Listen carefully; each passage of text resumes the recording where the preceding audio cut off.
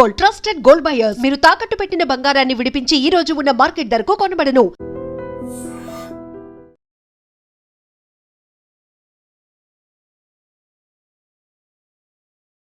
Hi hello నమస్తే welcome back to our channel. నేను మీ వైషు. ఈ శ్రావణ మాసంలో వరలక్ష్మి వ్రతం అందరి ఇళ్లలో జరుపుకుంటున్నారు. అయితే కొత్తగా పెళ్లి కాని వాళ్ళు అబ్బాయి అమ్మాయి కలిసి వరలక్ష్మి వ్రతం చేసుకుంటుంటే అసలు అలా పెళ్లి కాని వాళ్ళు వరలక్ష్మి వ్రతం చేసుకోవచ్చా? పెళ్లి కాని అమ్మాయిలు మాత్రమే కూర్చొని చేసుకుంటూ ఉంటారు, కానీ అమ్మాయి అబ్బాయి కలిసి ఫ్యూచర్లో పెళ్లి చేసుకోబోయే వాళ్ళు ఇట్లాంటి వ్రతాలు చేసుకోవచ్చా? దీని గురించి పెద్ద ఎత్తున వారే నడుస్తుందని చెప్పుకోవాలి. అసలు చేసుకోకూడదు, అలా ఎలా చేసుకుంటారని చెప్పేసి తిట్టేసుకుంటూ ఉన్నారు మొత్తం సోషల్ మీడియాలో. మరి నిజంగా చేసుకోవచ్చా? చేసుకుంటే అసలు తప్పేంటి? ఒకవేళ చేసుకోకూడదు అంటే వాళ్ళు ఎందుకు చేసుకుంటున్నారు? ఈ విషయం గురించి మాట్లాడడానికి ఈరోజు నాతో పాటు సోషల్ యాక్టివిస్ట్ కృష్ణకుమారి గారు ఉన్నారు. మేడంతో మాట్లాడదాం. హలో మ్యామ్, నమస్తే. నమస్తే. బాగున్నారా మ్యామ్? బాగున్నాను. వరలక్ష్మి వ్రతం ఈ శ్రావణ మాసంలో ప్రతి ఆడపిల్ల వాళ్ళ హస్బెండ్ బాగుండాలని చెప్పేసి పెళ్ళైన వాళ్ళు చేసుకుంటూ ఉంటారు అని అంటుంటారు. ఈ మధ్యలో ఈ సెకండ్ థర్డ్ వీక్స్లో పెళ్ళి కానీ మన సెలబ్రిటీ కపుల్స్ అందరూ కూర్చొని పెళ్లి చేసుకోబోతున్నాం కదా ఎలాగో అని వాళ్ళే ముందే పూజలు చేసేసుకున్నారు. దాని గురించి సోషల్ మీడియాలో అసలు ఎలా చేసుకుంటారు, దానికి ఒక తతంగం ఉంటుంది, ఇది ఉంటుంది, ఆ మాత్రం తెలియకుండా సెన్స్ లేకుండా ఎలా చేసుకుంటున్నారని పెద్ద ఎత్తున గొడవలు జరుగుతూ ఉన్నాయి. ఏంటి నిజం? అసలు ఎవరు చేసుకోవచ్చు, ఎవరు చేసుకోకూడదు, వీళ్ళు చేసుకుంటే తప్పేంటి? నేను ఎవరు చేసుకోవచ్చు, ఎవరు చేసుకోకూడదు, ఎలా చేసుకోవాలి అవన్నీ నాకు అసలు తెలియదు, నేను నమ్మను. కానీ ఈ మధ్యకాలంలో ఈ పూజల పేరుతోటి వాళ్ళ అంతస్తులు తెలియజేసుకోవాలి అనే ఒక ఆతృత మట్టుకు చాలా ఎక్కువైపోయింది. అక్కడ చిత్తం శివుడి మీద భక్తి చెప్పుల మీద అన్నట్లు ఏమాత్రం అసలు చిత్తశుద్ధి అనేది లేకోకుండా చాలామంది, అందరూ అని నేను అనను, చిత్తశుద్ధి లేకోకుండా పూజలు చేస్తున్నారు. మనకి సామెత కూడా ఉంది కదా, చిత్తశుద్ధి లేని శివ పూజలు ఏలరా, ఆచార్య శుద్ధి లేని ఆచారం ఏలరా అని చెప్పి మనకి సామెత ఉంది. అట్లా మరి ఏంటి అసలు దైవభక్తి ఉంది అనడానికి ఏంటి, లేదు అనడానికి ఏంటి? పైగా దాన్ని ఇట్లా ఎగ్జిబిషనిజం పేరుతోటి ప్రదర్శన వస్తువుగా భక్తిని చేయడం ఎంతవరకు కరెక్టు అనేది కనుక మాట్లాడుకోవాల్సి వస్తే, ఇది భక్తి ఉంది అనుకునే వాళ్ళకి వాళ్ళు సమాధానం చెప్పుకోవాల్సిన అవసరం ఖచ్చితంగా ఉంది. ఒకానొకప్పుడు ఒక ఊరిలో ఒక వినాయకుడి మండపం పెట్టేవాడు. ఊరు మొత్తానికి ఒకటే ఉండేది, ఊరు మొత్తానికి ఒకటే శ్రీరామును పందిరి ఉండేది. రాముడి పెళ్ళి ఒక చోటే చేసేవాళ్ళు, రాములోరి గుడి దగ్గరే పందిరులేసి చేసేవాళ్ళు. ఇప్పుడు అట్లా కాదు. ఇప్పుడు కులానికి ఒక చోట పందిర్లు వేసుకుని చేసుకుంటున్నారు. గుడున్నా లేకపోయినా రాముడి విగ్రహం పెట్టుకొని అంటే భక్తి అనేది ఒక రకంగా ఒక ఆధిపత్యానికి చిహ్నంగా తయారైంది. ఈ మధ్యకాలంలో గుడులు ఎక్కువగా కనిపిస్తున్నాయి. కొత్త గుడులు కడుతున్నారు. ఈ కొత్త కాలనీలు వస్తున్నాయి. కొత్త కాలనీ వచ్చిన ప్రతి చోట గుడి వస్తుంది. అంటే మనకి అర్థమయ్యేది ఏంటి అంటే, అక్కడ ఆ గుడి కోసం ఒక పాలక వర్గం, అంటే ఇండైరెక్ట్గా ఒక పెత్తనం. ఎవరు గుడికి డబ్బులు ఇవ్వగలుగుతారు? డబ్బులు సంపాదించే వాళ్ళే గుడికి ఇవ్వగలరు. ఇవాళ కొత్తగా డబ్బులు సంపాదిస్తున్న వాళ్ళు ఎవరు అంటే గనక రియల్ ఎస్టేట్ వాళ్ళు ఎక్కువ కొత్తగా డబ్బులు సంపాదిస్తున్నారు. అలాగే ఆస్తులు విలువలు పెరిగిన తర్వాత ఆ ఆస్తులు అమ్మినప్పుడు వచ్చిన డబ్బులను కూడా గుళ్ళకి విరాళాలు ఇచ్చేవాళ్ళు ఎక్కువ ఉన్నారు. ఇప్పుడు మనం ఈ కొత్త కాలనీలు ఏర్పడే దగ్గర ఈ రియల్ ఎస్టేటు చేసి కొత్తగా డబ్బులు సంపాదించిన వాళ్ళని చూసుకుంటే గనక వాళ్ళకి ఒక రకమైన పెత్తనం కావాలి. అంటే అది ఒక హోదాకి చిహ్నంగా భావిస్తున్నారు. దైవభక్తి కూడా ఒక హోదాతో కూడింది. దానివల్ల మనకు ఒక హోదా వస్తుంది, ఒక గుర్తింపు వస్తుంది. అంటే దైవభక్తిని దీనికి అడ్డం పెట్టుకుంటున్నారు అనేది అర్థమైపోయింది మనకి. ఇక ఇందులో మీకు అసలు రెండో మాట అక్కర్లేదు, అసలు శశబెషలు అక్కర్లేదు. అంటే ఎప్పుడైతే ఈ విధమైన పెత్తనం గుళ్ళపైన వచ్చిందో, అలాగే భక్తి ప్రదర్శనగా అయిపోయిందో, దానికోసం ముబ్బడిగా డబ్బులు ఖర్చు పెట్టడం అలవాటైపోయిందో, మీరు తిరుపతి వెంకన్న స్వామి సంగతి చూడండి. ఎంతమంది అజ్ఞాత భక్తులు వాళ్ళు ఏం చేస్తుంటారు అంటే హుండీలో వేసేస్తూ ఉంటారు. అసలు అజ్ఞాత భక్తులే ఎందుకు వేయాలి? మామూలుగా ఒక భక్తుడు వచ్చి నేను 5 కోట్లు విరాళం ఇస్తున్నాను అని ఎందుకు చెప్పుకోలేరు? మీరు ఇవ్వాలనుకున్న ధర్మం చెయ్యాలనుకుంటున్నారో లేదు కానుక వెయ్యాలనుకుంటున్నారో హుండీలో, అది మీరు చెప్పుకోలేని సంపాదన అది. అంటే ఏ అవినీతి చేసి మీరు సంపాదించారు అంటే? నేను దాన ధర్మాలు చేసే వాళ్ళందరికీ, గుళ్ళల్లో డబ్బులు ఇచ్చే వాళ్ళందరూ అన్యాయాలు అక్రమాలు చేస్తున్నారని నేను అనను, ఎట్టి పరిస్థితుల్లో అనను. నాకు నిస్వార్థంగా పూర్తి దైవభక్తితో చేసే భక్తులు తెలుసు, దొంగలు తెలుసు. ఇప్పుడు తిరుమల తిరుపతి దేవస్థానం కిందకు వచ్చింది అనుకోండి, అక్కడ ధర్మకర్తల మండలి ట్రస్ట్ బోర్డు మెంబర్స్ అంటారు, అవి కొనుక్కోవడానికి రాజకీయాన్ని వాడుకుంటున్న వాళ్ళని చూస్తున్నాము, డబ్బులు వాడుకుంటున్న వాళ్ళని చూస్తున్నాము. ఆ డబ్బులు అక్కడ ఇచ్చి మెంబర్షిప్ కొనుక్కున్న వాళ్ళు రియల్ ఎస్టేట్ చేస్తూ మోసాలు చేసి చాలామందిని ప్రీలాంచ్ పేరుతోటి ఏడిపిచ్చి డబ్బులు కొన్న అతన్ని కూడా మనం చూసాము. ఒక అతన్ని ఇమ్మీడియట్గా ఒకళ్ళు కోర్టులో కేసేసి అతని మెంబర్షిప్ తీసేయించారు. అంటే ఇదంతా ఎందుకు చెప్తున్నా అంటే, అసలు భక్తిలో ఎప్పుడైతే డబ్బు వచ్చి చేరుతుందో, అంటే మా దగ్గర ఉంది, మేము దేవుడికి ఇవ్వాలనుకుంటున్నాం, ఇస్తాం, తప్పేంటి అని నేను తప్పు అనట్లేదు.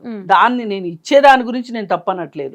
కానీ ఆ దేవుడికి ఇచ్చే డబ్బు నీకు ఎలా వచ్చింది అనేది ఒక నీ మనసుకైతే నువ్వు ప్రపంచానికి ప్రకటించక్కర్లేదు, నీ మనసుకైతే నీకు తెలుసు కదా.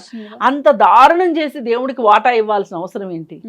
భక్తి సోషల్ మీడియా కోసం ఈ మధ్య పెరిగిపోయింది. భక్తి పెరిగిపోయింది. ఇప్పుడు గాలి జనార్దన్ రెడ్డి అని ఒక అతను ఉన్నాడు. అతను 18 కోట్లు పెట్టి ఒక కిరీటం చేయించి ఇచ్చాడు. ఇప్పుడైతే అది 100 కోట్లు అవుతుంది. ఆయన చూసి ఇంకొకళ్ళు చూసి ఇంకొకళ్ళు. ఇప్పుడు ఈ రాష్ట్రం మాజీ ముఖ్యమంత్రి గారు నాకు అధికారం వస్తే నేను ఇస్తాను అని చెప్పి అప్పుడు తీసుకెళ్ళి ఇచ్చారు.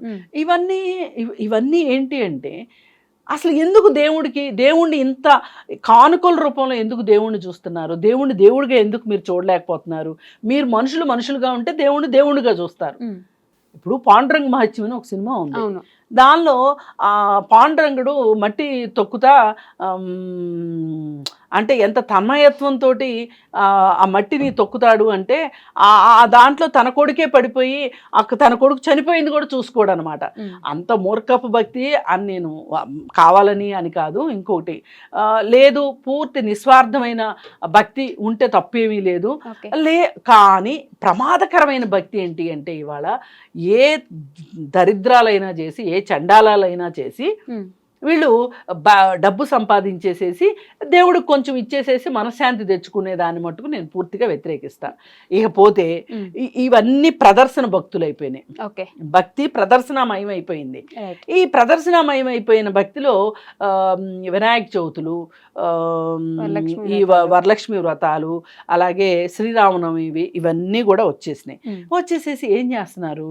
ఇప్పుడు ఇందాక అనుకున్నాం కదా, ఊరికి ఒక వినాయకుడు అనుకుంటే, ఇప్పుడు హైదరాబాద్లో కూడా చాలా తక్కువ వినాయకుళ్ళు ఉన్న కాలం నుంచి ఇవాళ కొన్ని వేల వినాయకుళ్ళు వచ్చేసిన పరిస్థితి వచ్చింది.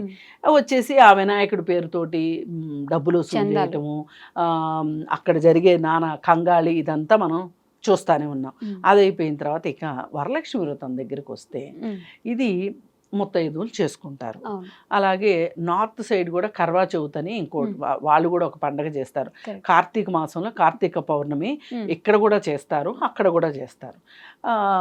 అయితే ఇదంతా ఏంటి అంటే, భర్త యొక్క ఆరోగ్యం బాగుండాలని భార్యలు చేసే వ్రతం ఇది. రైట్. అయితే శనగలు ఇస్తారు. ఇది ఈ వర్షాకాలంలో శనగలు తింటే మంచిది, ప్రోటీన్ ఫుడ్ అనే ఉద్దేశంతో ఇచ్చుకుంటున్నాం అని చెప్పి ఆవిడికి శనగలు ఇస్తే, ఈవిడికి శనగలు ఇస్తే, ఇద్దరు కలిసి ఇంటికి తీసుకెళ్ళి మొగుడికి పెడితే మొగుడు బాగా ఆరోగ్యంగా ఉంటాడు అనేది వాళ్ళ నానుడి. అయితే నా బాధ ఏంటి అంటే, ఇక్కడ ఒక చిన్న కన్సర్న్ ఏంటి అంటే, ఎందుకబ్బా మహిళలే భర్తల ఆరోగ్యాలు బాగుండాలని పూజలు చేస్తారు, భర్తలు ఎందుకు భార్యల ఆరోగ్యాల కోసం చేయరు? ఓకే. పోనీ నేనేమంటానంటే మీరేం పూజలు చేయొద్దు కానీ భర్తలు ఈ శ్రావణ మాసం సందర్భంగా మీ భార్యలకి హెల్త్ చెకప్లు చేయించండి. వావ్, మంచి ఐడియా కదా అసలు. ఇప్పుడు ఆడవాళ్ళు ఎప్పుడు కూడా పిల్లలకు చేసామా, భర్తకు చేసామా, అత్తమామలకు చేసామా, ఇల్లంతా బాగా పెట్టుకున్నామా లేదా అని వాళ్ళ గురించి వాళ్ళు ఇల్లు పేరు మర్చిపోయినట్టు వాళ్ళ గురించి వాళ్ళు మర్చిపోతారు. అంటే ఎప్పటి నుంచో వస్తున్న ఆచారాలు మనం ఎట్లా చేయకుండా వదిలేస్తాం, మేము నేను చేయొద్దనట్లేదు. ఇప్పుడు భక్తి వ్యక్తిగతం, ఖచ్చితంగా అది ప్రదర్శన కాదు, ఇంతవరకు గుర్తుపెట్టుకుంటే చాలు. ఇకపోతే భర్త కోసమే వ్రతాలు, నోములు, పుణ్య ఇవన్నీ చేస్తున్నారు కదా వీళ్ళు, సరే చెయ్యండి మీరు. కానీ మీకు ప్రతిగా మీ భర్త ఈ ఆధునిక కాలంలో ఆలోచించాల్సింది ఏంటంటే నా భార్య ఆరోగ్యం ఎలా ఉంది, నా ఆరోగ్యం కోసం కదా నా భార్య ఇంత పూజ చేస్తుంది, నా భార్య ఆరోగ్యం కోసం నేనేం చేస్తున్నానని ఏ పురుషుడైనా ఆలోచించుకున్నాడా? తీసుకెళ్ళి ఇయర్లీ చెకప్ చేయించారనుకోండి ఈ పండగ సందర్భంగా వాళ్ళ ఆరోగ్యం గురించి, వాళ్ళకి ఏమైనా ఒక అనారోగ్యం బయటపడింది అనుకో, ఈ టెస్ట్ చేయించకపోతే బయటపడుకోకుండా డైరెక్ట్గా రోగమే బయటపడింది అనుకో, కష్టం అవుతుంది కదా. అందుకని చెప్పి విధిగా ఖచ్చితంగా భర్తలు భార్యల కోసం ఈ మాత్రం ఆరోగ్యంగా, అంటే వాళ్ళు మీ ఆరోగ్యం గురించి చూస్తున్నారు కాబట్టి మీరు కూడా వాళ్ళ ఆరోగ్యం గురించే చూడాలి అనేది నా కన్సర్న్. సరే, ఇది అయిపోయింది. ఇంకా అసలు ఇప్పుడు సోషల్ మీడియాలో ఈ సెలబ్రిటీలు అనబడే మహిళామణుల యొక్క వాళ్ళు అప్లోడ్ చేస్తున్నవి చూస్తూ ఉంటే, మా ఇంటికి వచ్చిన 150 సెలబ్రిటీలు ఇచ్చుకుంటున్నాము వాయనం, పూచుకుంటున్నాము వాయనం, అందరి వీడియోస్ ఇవే ఉన్నాయి. అయితే ఇక్కడ మనం ఆలోచిస్తే గనక, నేను శాస్త్రాలు, ధర్మాలు ఇవన్నీ నేను మాట్లాడను, కానీ ఒక పెళ్ళి కానీ పెళ్ళి చేసుకుందాము అనుకుంటున్న వాళ్ళు పూజ చేశారు అని ఈ సంవత్సరం చాలా ఎక్కువ విమర్శల పాలయ్యారు. అయితే ఇప్పుడు మనుషులకి వేచి ఉండే గుణం తగ్గింది. ఓకే, దానికి రిఫ్లెక్షన్ ఇది. ఆగట్లే ఎక్కడ. ఎందుకంటే ఈ సంవత్సరం పెళ్లి చేసుకున్నారనుకోండి, పెళ్లి చేసుకున్న తర్వాత వ్రతం చేసుకోవచ్చు, లేదు వచ్చే సంవత్సరం పెళ్లి చేసుకున్నారనుకోండి ఆ తర్వాత సంవత్సరం వ్రతం చేసుకోవచ్చు. కానీ ఈలోపే మిస్ అయిపోతే అసలు వీళ్ళు ప్లెజర్ని పోస్ట్పోన్ చేయడానికి ఇష్టపడట్లా. ఓకే, ఇది ఒక రకంగా డిజైర్ని పోస్ట్పోన్ చేయటం అంటారు. డిజైర్ అంటే మనకు ఒక ఇష్టం కలిగింది, ఒక కోరిక కలిగింది, దాన్ని పోస్ట్పోన్ చేయడం. ఈ డిజైర్ని పోస్ట్పోన్ చేయడము అనే ఒక విషయం, ఇది ఎంత పెద్ద పర్సనాలిటీ డెవలప్మెంట్ కాన్సెప్టో తెలుసా అండి? చాలా పెద్ద పర్సనాలిటీ డెవలప్మెంట్ కాన్సెప్ట్. ఒకసారి ఏం చేశారంటే, ఈ పర్సనాలిటీ డెవలప్మెంట్ క్లాసెస్ అది తీసుకునేవాళ్ళు చాక్లెట్లు ఇచ్చారు పిల్లలకి. ఇచ్చి మేము చెప్పే వరకు ఎవరు దాన్ని రేపర్ తీయకూడదు, దాన్ని ముట్టుకోకూడదు, దాన్ని తినకూడదు అని చెప్పి, ఎవరైతే అలా ఉంటారో వాళ్ళకి మేము ప్రైజ్ ఇస్తాము అని చెప్పారు. ఓకే, కానీ దాదాపు 80% మంది పిల్లలు చూపులన్నీ చాక్లెట్ మీదే, మనసంతా చాక్లెట్ మీదే. ఎప్పుడు వాళ్ళు ఎస్ అంటారా, తినేయాలి అని కొంతమంది పిల్లలు, కొంతమంది అయితే అంతసేపు ఆకలేక తినేసిన పిల్లలు ఉన్నారు. కొంతమంది మాత్రమే, ఒక 20% మంది పిల్లలు మాత్రమే వాళ్ళు చెప్పిన సూచనల ప్రకారం తినకోకుండా ఆగారనమాట. ఇది దేనిని సూచిస్తుంది అంటే వాళ్ళ కమిట్మెంట్ని సూచిస్తుంది.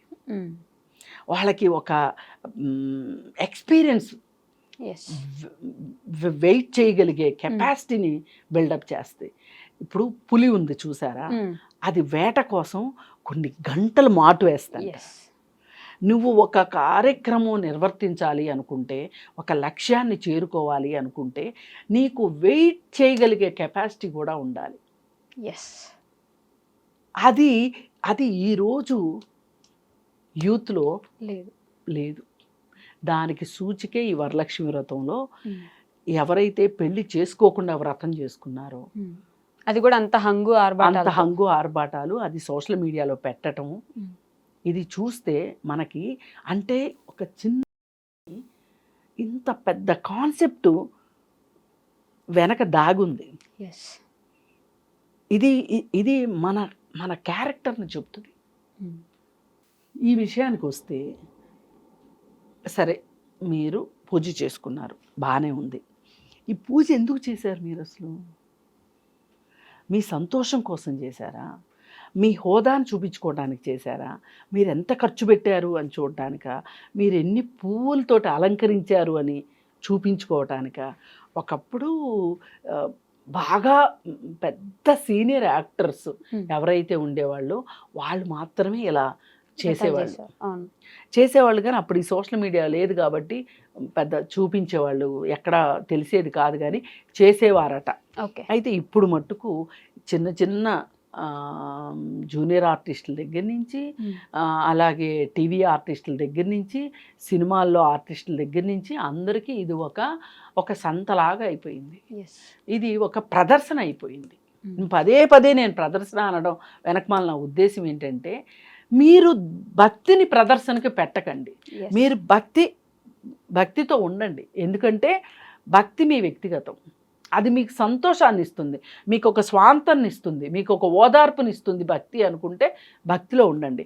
కానీ మీ డబ్బులు చూపించుకోవటానికి, మీ హోదాలు చూపించుకోవటానికి, మీ హంగు ఆర్భాటాలు చూపించుకోవటానికి, ఒక వరలక్ష్మి వ్రతం కోసం 5 లక్షలు ఖర్చు పెట్టాను, 6 లక్షలు ఖర్చు పెట్టాను, 10 లక్షలు ఖర్చు పెట్టాను, 15 లక్షల నగ కొనుక్కున్నాను, ₹1,00,000 చీర కొనుక్కున్నాను, ఇవి చూపించడం మట్టుకు చాలా చాలా చాలా చాలా తప్పు.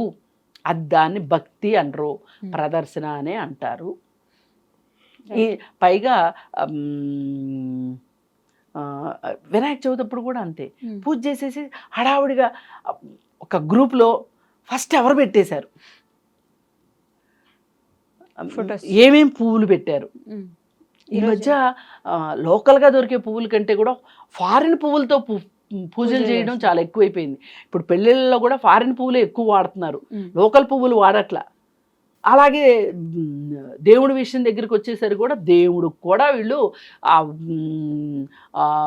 వాసన సుగంధము ఏమీ అక్కర్లే. ప్లాస్టిక్ పువ్వులు లాంటి పువ్వులతోటి, ఫారిన్ పువ్వులతోటి వీళ్ళు పూజలు చేస్తున్నారు. అంటే హోదాని చూపించుకుంటున్నారు ప్రతి చోట. మొన్న ఒకరైతే చెప్పారు, ఒకళ్ళ ఇంటికి వెళ్తే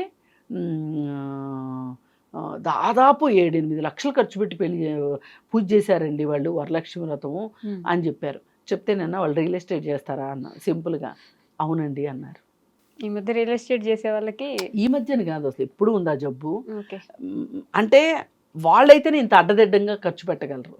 ఫార్మాస్యూటికల్ వాళ్ళు ఒకళ్ళు క్లాస్ 1 కాంట్రాక్టర్స్ అని చెప్పుకుంటారు, క్లాస్ 1గా స్మూత్గా దోపిడీ చేస్తారని అర్థం. అలాగే ఈ లిక్కర్ వ్యాపారస్తులు, ఇట్లాంటి వాళ్ళకి ఇబ్బడి ముబ్బడిగా డబ్బులు ఉంటాయి. ఇప్పుడు ఒక ఎంప్లాయీ ఉన్నారనుకోండి, ఒక చిన్నపాటి వ్యాపారస్తులు ఉన్నారనుకోండి, ఒక కిరాణా షాప్ మెయింటైన్ చేసే వాళ్ళు ఉన్నారనుకోండి, వాళ్ళకి ఎక్కడి నుంచి వస్తాయి అన్ని డబ్బులు? అందుకని దయచేసి మీ భక్తి వ్యక్తిగతం, భక్తిని భక్తిగా చూడండి, భక్తి శ్రద్ధలతో, భక్తి ప్రపత్తులతో ఉండండి తప్పితే ప్రదర్శనలతో ఉండొద్దు అని చెప్పి చెప్పదలుచుకో. ఇప్పుడు ఏమవుతుందంటే, వీళ్ళు ఈ సోషల్ మీడియాలో పెట్టడం వల్ల శక్తి ఉన్నవాళ్ళు శక్తి లేని వాళ్ళు కూడా పూజలు చేయాలని చూస్తున్నారు. ఇవాళ చాలా కింద స్థాయి వర్గాల్లో కూడా ఈ పూజల ఇది చాలా ఎక్కువైపోయి భరించలేని ఖర్చు ఎక్కువ అవుతుంది. పైగా పనిగా ఇంకొక మాట, ఈ బొడ్రాయి పండుగలు అని జరుగుతున్నాయి. ఈ బొడ్రాయి పండుగలు జరగడం వల్ల ఏమవుతుంది అంటే, ఒక్కొక్క ఊరు వాళ్ళు ఒక్కొక్కసారి చేస్తున్నారు. ఆ ఊర్లో వాళ్ళందరూ ఎక్కడెక్కడ ఉన్న పిల్లలు, ఎక్కడ ఉద్యోగాలు చేసే విదేశాల్లో ఉండే వాళ్ళు కూడా వస్తున్నారు బొడ్రాయి పండుగలకి. వచ్చి వాళ్ళు బట్టలు పెట్టుకోవటాలు. సగటున ప్రతి కుటుంబము ఒక బొడ్రాయి పండగకి 50,000 ఖర్చు పెడతారు. ఖచ్చితంగా 50,000 ఖర్చు పెడుతున్నారు. ఈ 50,000 ఖర్చు పెట్టే విషయంలో మా దగ్గర పనిచేసే వాళ్ళు కూడా 30,000 ఖర్చు పెట్టారు. 30,000 ఖర్చు పెడితే నాకు గుండె ఒక్క క్షణం జల్లుమంది. అంతకుముందే ఆ అమ్మాయికి ఏదో అనారోగ్యం ఉంటే నువ్వు చూపించుకోమ్మా అని నేను సలహా చెప్తే, అమ్మ హాస్పిటల్కి వెళ్తే ఈ టెస్ట్ అంటారు, ఆ టెస్ట్ అంటారు, ఈ మందులు అంటారు, ఆ మందులు అంటారు, అమ్మ మా దగ్గర డబ్బులు ఎక్కడున్నాయి అన్నది. అలాంటిది 2 వారాల తర్వాత ఇట్లా బొడ్రాయి పండగకి వెళ్తున్నాము అన్నది. సరే నేను ఎంత సింపుల్గా వెళ్ళి చేసుకొచ్చుకుంటారో అనుకుంటే, వచ్చిన తర్వాత అడిగితే ఎంత ఖర్చు అయింది అంటే 30,000 అయింది.